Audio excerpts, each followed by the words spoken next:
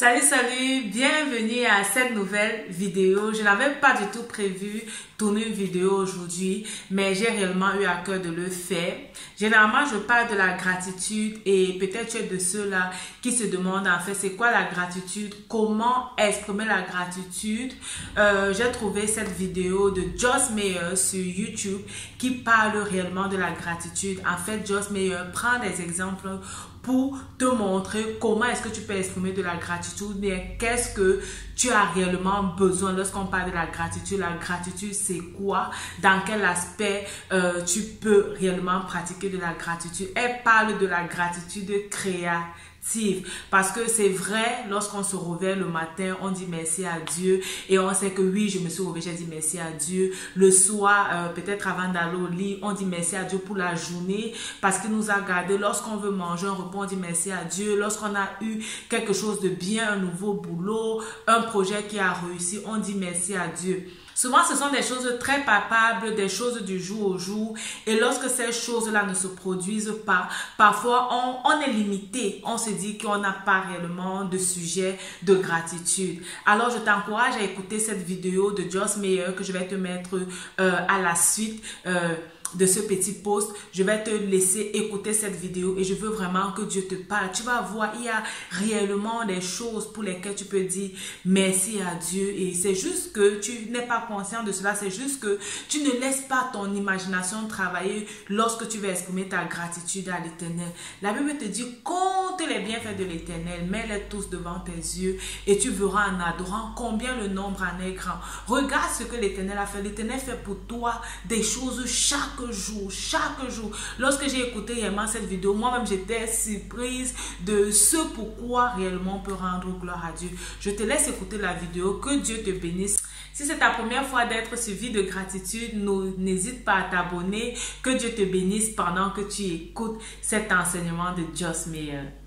Ce programme est financé par les amis et partenaires du ministère de Joyce Meyer.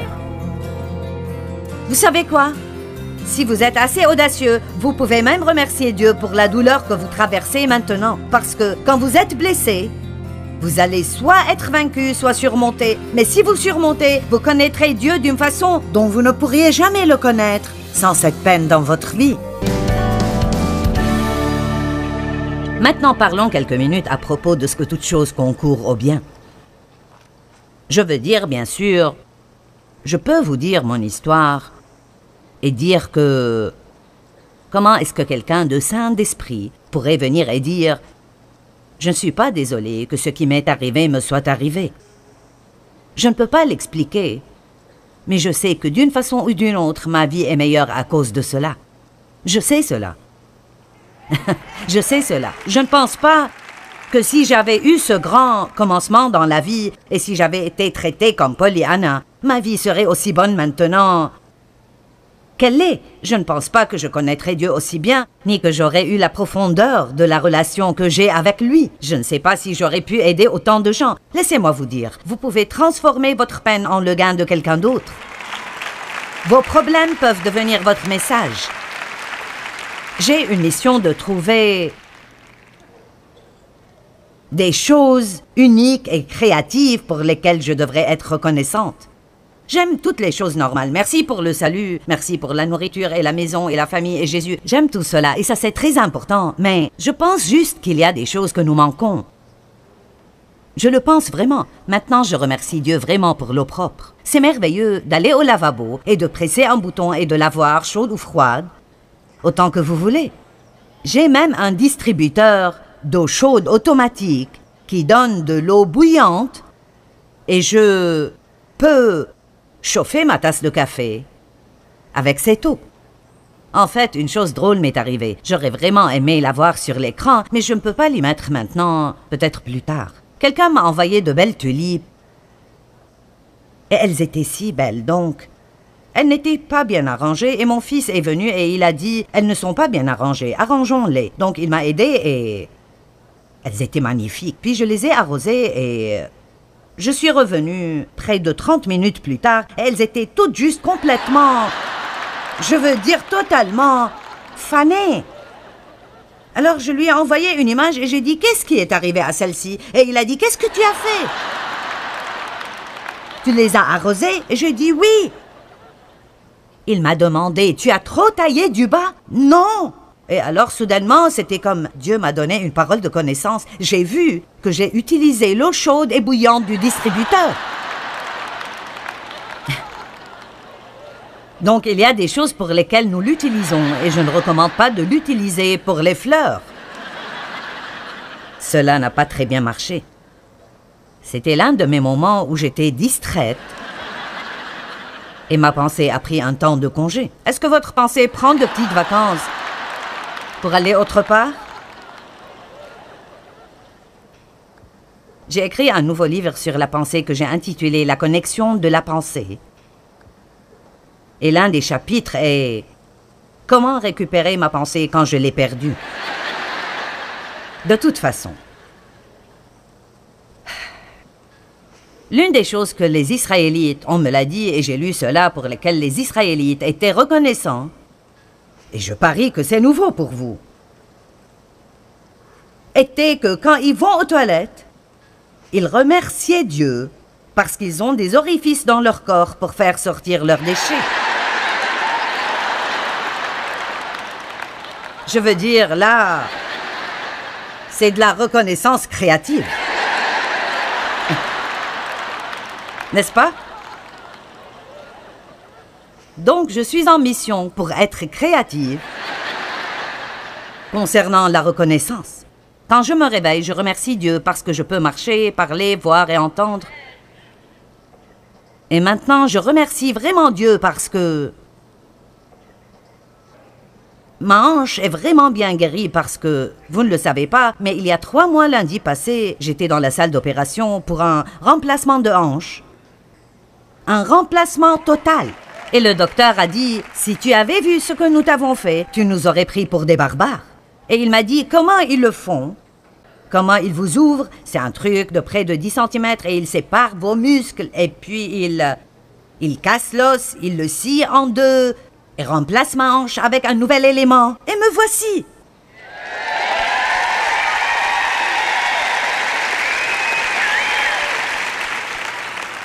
Trois mois, 12 semaines. Et personne ne le saurait jamais. Dieu est merveilleux. Il est merveilleux. Et je vois un vrai miracle en le plan providentiel de Dieu. Et tout cela parce que j'ai fait ma dernière conférence à l'église à Houston pendant le week-end en novembre. Le lundi après la conférence, le meilleur docteur de la ville a accepté de m'inclure dans son programme. J'y suis allée. J'avais de là jusqu'à cette conférence en congé.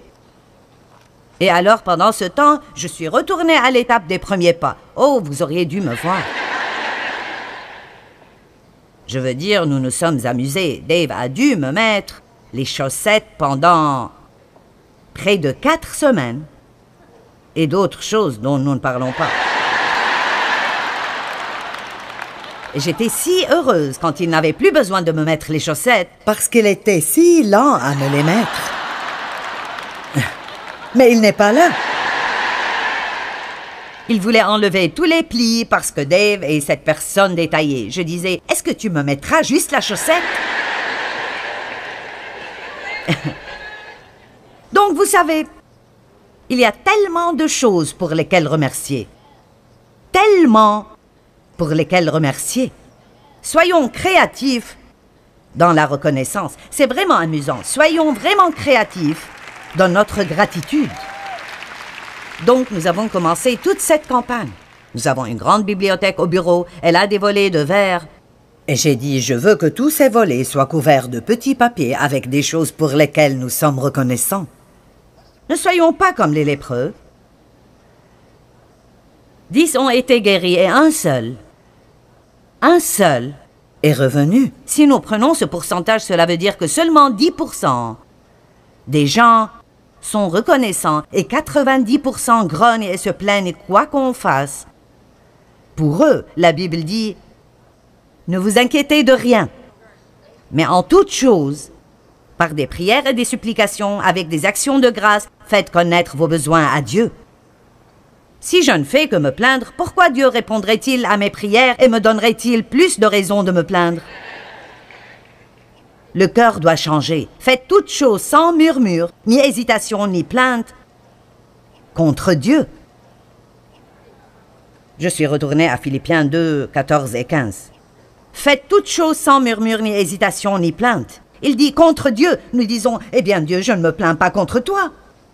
Mais il dit que nous le faisons. Afin que vous soyez irréprochables, purs et innocents des enfants de Dieu, irrépréhensibles au milieu d'une génération perverse et corrompue, parmi laquelle vous brillez comme des flambeaux dans le monde. Dieu dit, vous êtes mon peuple, sortez donc et donnez du goût à un monde fade et sans goût. Que diriez-vous d'aller à votre lieu de travail pour donner du goût là-bas? Ne vous mettez pas là à vous plaindre concernant votre lieu de travail comme tout le monde au déjeuner. Soyez une personne qui dit, il y a des choses qui doivent changer ici, mais je suis reconnaissante parce que j'ai un travail. Parce que si vous ne voulez pas le vôtre, quelqu'un le prendra. Et si vous ne voulez pas votre mari, une femme esseulée aimerait probablement l'avoir.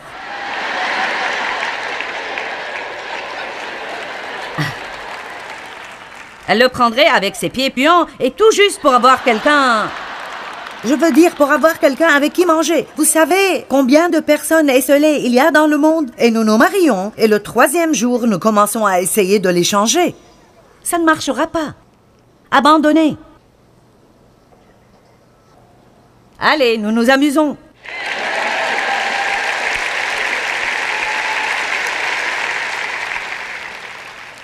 D'accord, j'ai 3 versets que je veux partager avec vous. Je prie qu'ils mettent un peu de peur en vous à propos des plaintes. Nous devrions avoir peur de nous plaindre. Ça ne m'a pas encore totalement stoppé, mais vous savez, peut-être que ce soir m'aidera. Je suis vraiment une personne reconnaissante, mais je me retrouve à...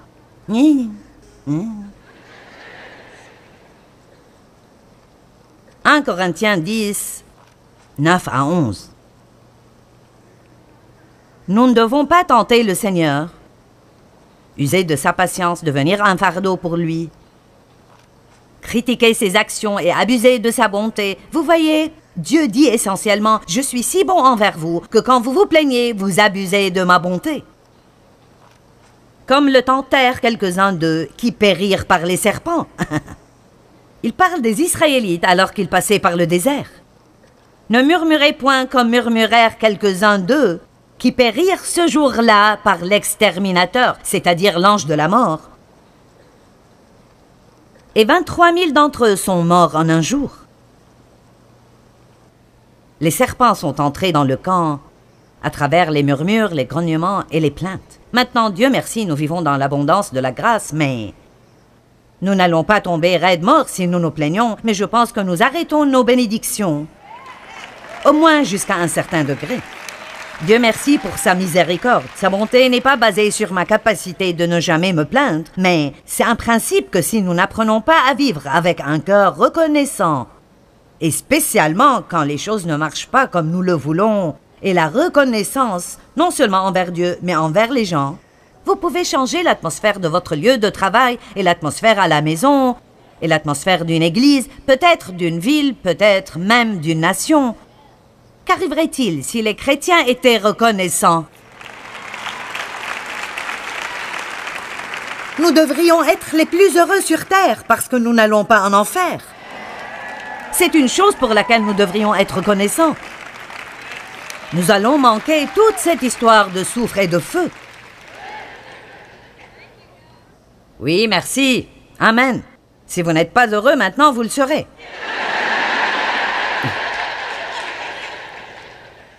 Donc, 23 000 d'entre eux sont morts et puis ils ont eu une révélation.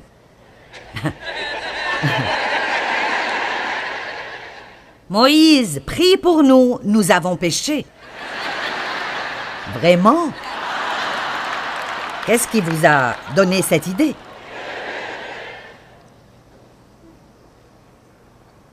Nous pouvons au moins demander à Dieu de nous pardonner pour chaque fois où nous nous sommes plaints et nous avons grogné pendant la journée. Amen.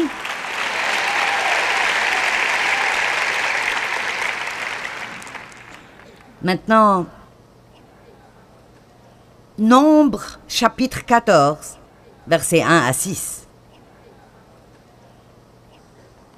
Toute l'assemblée poussa des cris et le peuple pleura pendant la nuit. Tous les enfants d'Israël murmurèrent concernant leur situation. Ils accusèrent Moïse et Aaron, et toute l'assemblée leur dit « Que ne sommes-nous morts dans le pays d'Égypte? Ou que ne sommes-nous morts dans ce désert? » Ce sont là les gens qui suppliaient Dieu de les sortir de l'esclavage en Égypte. Combien de fois nous supplions Dieu de changer notre situation? Et il ne nous prend pas par le chemin que nous voulions. Salut! Nous ne voulons vraiment pas être transformés, nous voulons être transportés. Certains d'entre vous ne connaissent pas le sens de ces deux mots.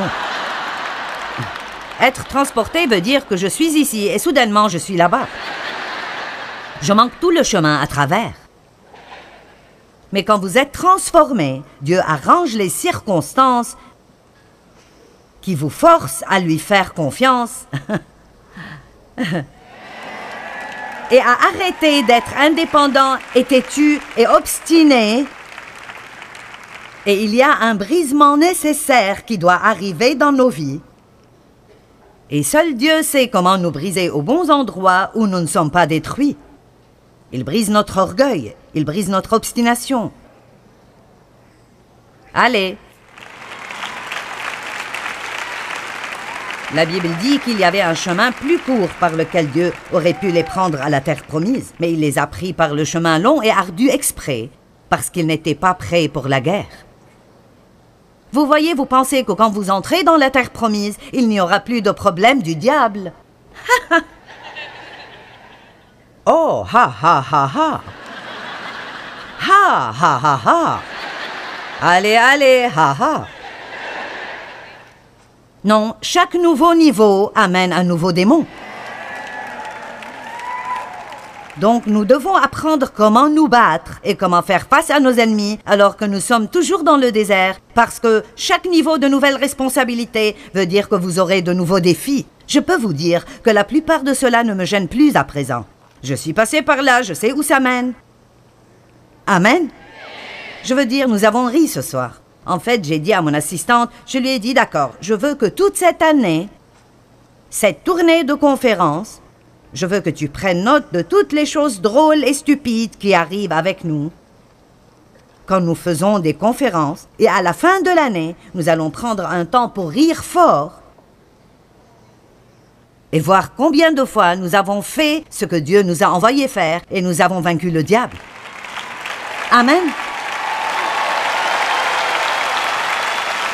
Donc la première conférence de l'année approche. Dave ne peut pas venir parce qu'il a ce problème à la tête. Il se sent mal. J'ai commencé à m'habiller ce soir et je fais attention aux habits que j'amène.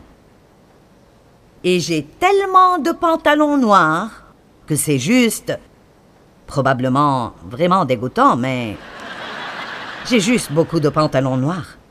Et de tous les pantalons noirs que j'ai amené un pantalon noir que, quand je l'ai acheté, ils n'ont pas pu le raccourcir. Donc il était trop long et je ne pouvais pas le mettre. Donc je l'ai enlevé.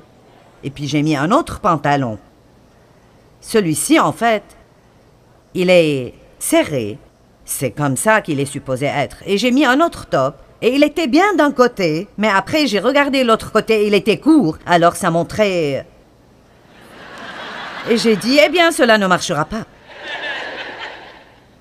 Alors maintenant, je mets mes troisièmes habits et les beaux bijoux que j'avais mis de côté parce qu'ils vont bien avec mes habits qui sont restés à la maison. Regardez tous mes problèmes, c'est horrible.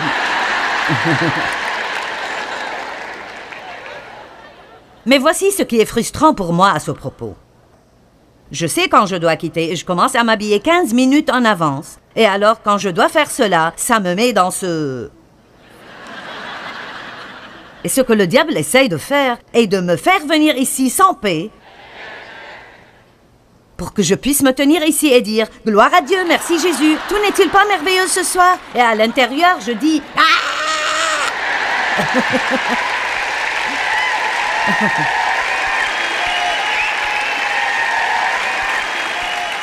Donc, au milieu de tout cela, je dois rester calme, rester calme, rester calme. Merci Seigneur, parce que j'ai des habits à mettre pour la réunion. Je dois juste les trouver.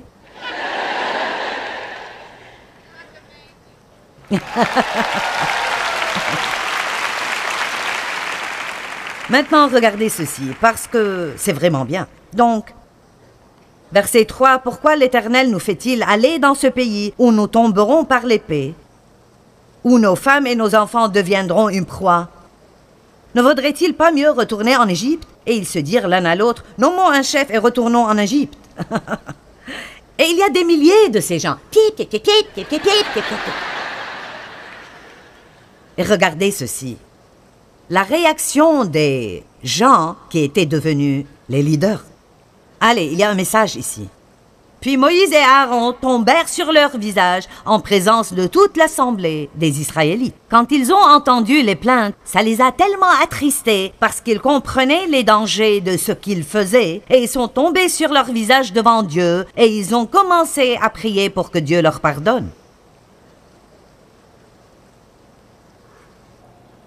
Et parmi ceux qui avaient exploré le pays, Josué, fils de Nun, et Caleb, fils de Jéphuné, déchirèrent leurs vêtements. Ils étaient si attristés qu'ils ont déchiré leurs vêtements. C'était un signe de grande peine quand quelqu'un mourait. Ils déchiraient leurs vêtements. Et alors, ce sont 4 hommes que la Bible appelle des héros. Le reste d'entre eux, vous n'entendez jamais parler d'eux après cela. Je veux vous le demander. Est-ce que vous voulez qu'on parle de vous en tant qu'héros pour Dieu, ou est-ce que vous voulez juste vous perdre quelque part dans le désert et peut-être, oui, finir au ciel, mais sans jamais vraiment faire quoi que ce soit ici qui aura de la valeur?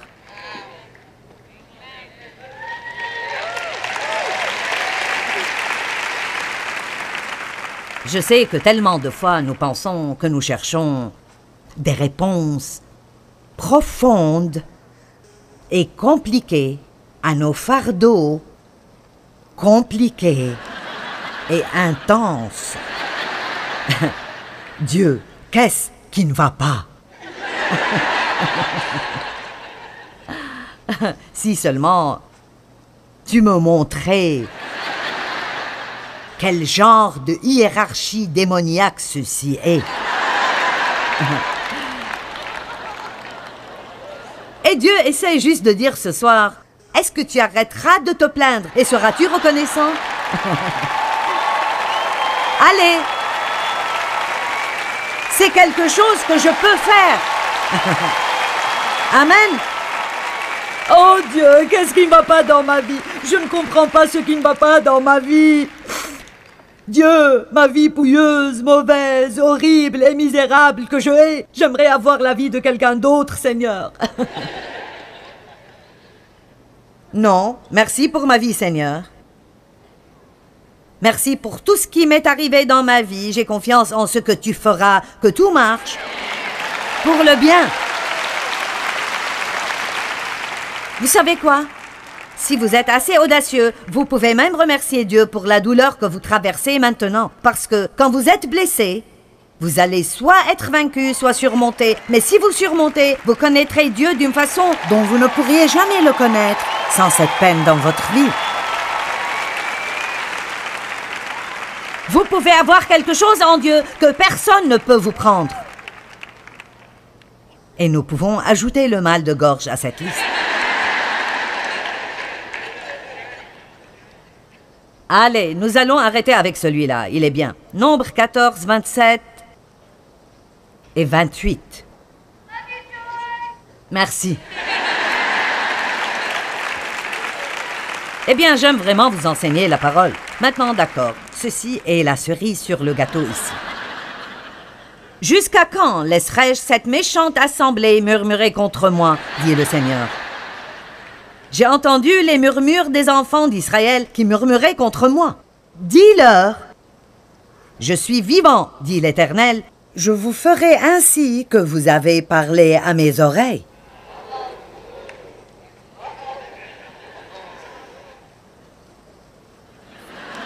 Devons-nous parler de cela pendant quelques minutes?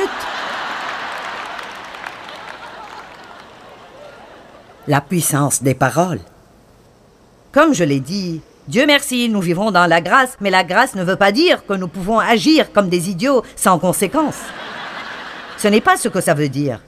La grâce n'est pas le pouvoir de pécher sans conséquence, mais le pouvoir de ne pas avoir à pécher. C'est le pouvoir du Saint-Esprit dans nos vies qui nous permet de faire les choses difficiles.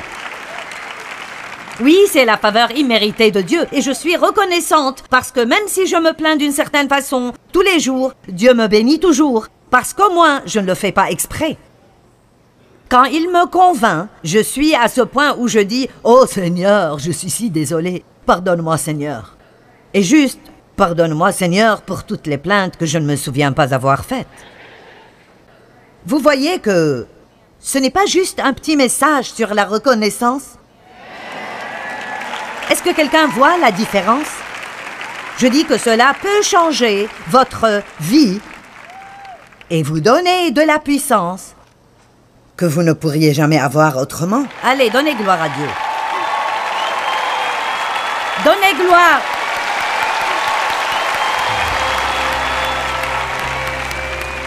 Alléluia! Je veux vous encourager à vivre avec un cœur reconnaissant pour toute chose que Dieu a faite dans votre vie. Philippiens 4:6 est l'un de mes versets préférés. Ne soyez pas anxieux et ne vous inquiétez de rien, mais en toutes circonstances et en toutes choses, par des prières et des supplications avec des actions de grâce, continuez à faire connaître vos besoins à Dieu.